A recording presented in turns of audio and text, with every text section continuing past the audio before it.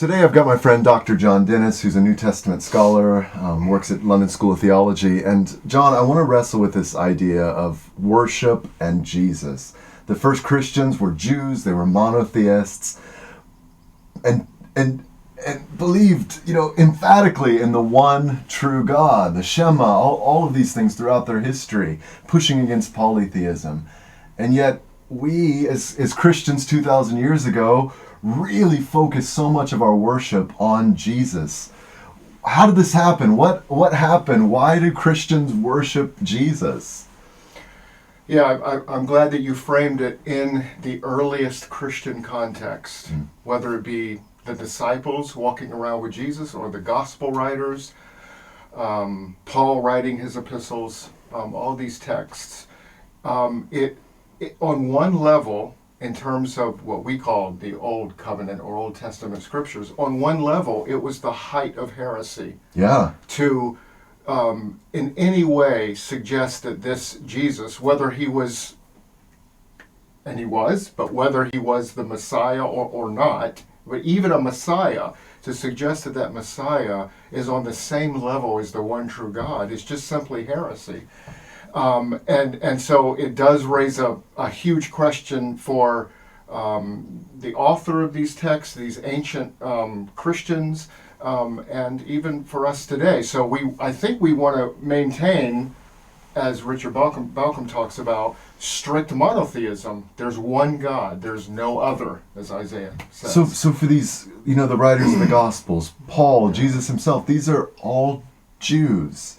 But early on, I think, there's debate on it, but I'd love to hear your view. Is this something that was developed, this idea of the worship of Jesus for the first Christians, something that came about as they were influenced by other religious traditions or began to unfold, or did these writers themselves and these early Christians really see Jesus as part of the divine nature? And if so, how? Why?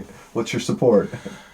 Yeah, so because the text is pretty clear in the text that you could point to classic text in Gospel of John, Hebrews, Revelation, and other places as well, because it was such a radical thing for these the earliest Jewish Jesus followers, because it was such a radical break, on the surface at least, with their strict monotheism, the Deuteronomy 6:4, Hear, O Israel, the Lord our God is one, the Shema. Yeah. Because it was such a radical break, and I'm just summarizing here, scholars have tried to figure out what you ask. I mean, how could that happen? And generally, and I am generalizing, generally the idea, the answer was, and in some ways is still, that there must have been some evolution in that idea. It couldn't happen overnight. It's too radical. And so there must have been some evolutionary or development in that, something like this, that Jesus was a prophet, the greatest prophet of Israel, and even the messianic deliverer. But in terms of what Jesus and his disciples would have understood, there's probably not much more than that. He was a final end time eschatological prophet, bringing in the kingdom of God, and that was about it. That's a lot, but that was it. So how do we go from that to John 8? Before Abraham was born, I am, or Thomas saying, you are literally the Lord of me and the God of me. Where did that come from? So there's all kinds of reasons that we'll probably have time to get into it, how that development happened, but it was a development. So just to name one very famous scholar that you know well, James Dunn, Jimmy Dunn, as he likes to be called. He would say that the development is rather slow, and so in many of the key New Testament texts, the Gospel of John certainly, Revelation certainly, and even in Paul's letters, even Philippians 2, he would say there, we don't quite yet have Jesus on the same level as the one true God. So it was an evolutionary kind of a thing. It grew once. Dunn dates the Gospel of John, and certainly Revelation later, post 70 AD. And he would say at that point, now we start to get Jesus being in your face, identified with the one true God. But it took that development of roughly, 30, 35 AD to 90 to get there. Other scholars have pushed away, pushed back on that. I think in the end, they won the day. Richard Bauckham and Larry Hurtado. But if you want me to go into that. Yeah, bring that in, because I think that's probably, at least in our other conversations, where you resonate, that like Bauckham, the earliest Christology is the highest Christology. What's the support for that? Evangelicals would resonate with that too.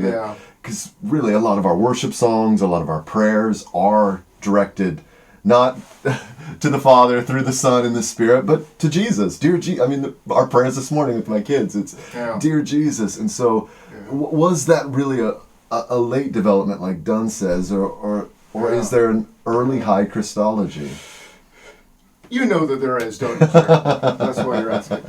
Well, that's the great thing about, Larry Hurtado particularly, and even Richard Bauckham. So Hurtado has spent, 20, 30 years, making the basic point. It seems obvious, but maybe it wasn't so obvious. When he looks at the earliest documents in the New Testament, like Paul's letters, 1 Corinthians, for instance. So 1 Corinthians, probably written around 54 AD.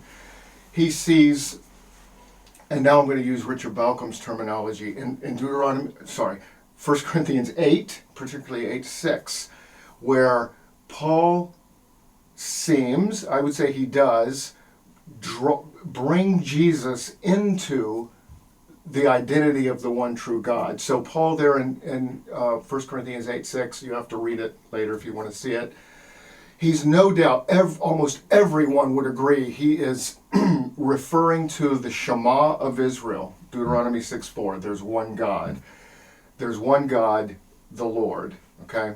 In 8:6 of 1 Corinthians, Paul, as Dunn even recognizes, splits the Shema between God the Father, there's the God word out of Deuteronomy 6:4, and the Lord word out of Deuteronomy 6:4, which is Yahweh, is now given to Jesus. So the one true God, the great confession, the Shema, is now directed toward God the Father and his Son. And Richard Bauckham would say, and we don't have time to go into all the arguments for it, but he would say that is absolutely not a compromise at all of strict monotheism, but rather in this text and many other early texts, Jesus is has been included within the one divine identity.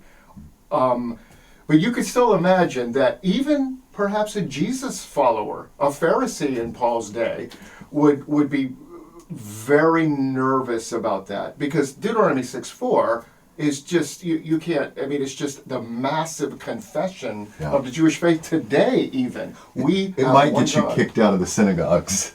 Well, maybe that probably did happen behind John's gospel and that kind of thing. So you could see why it would be a danger zone. But here's one other thing I would say, that when Paul does that kind of thing, particularly in 1 Corinthians 8:6, he does things like that in Philippians 2 and other places, he does so seemingly effortlessly.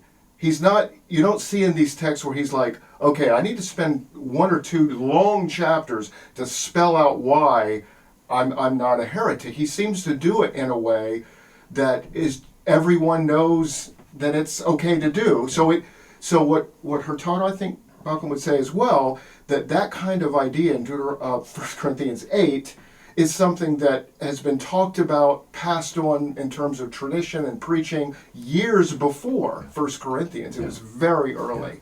It's fantastic, John. This was so helpful. I think what's also interesting is these early Christological statements are often in kind of poetic form scattered throughout the New Testament. John 1, Colossians 1, Philippians 2, as you mentioned. And I think so much for us as musicians, pastors, liturgists, worship scholars, for us to be able to wrestle with the very foundation. Who is Jesus? What does he mean? Not just to us today, 2,000 years ago, but to the first Christians. So thanks for helping me out, man. This is really great to have you today. It was fun. Thanks. See ya.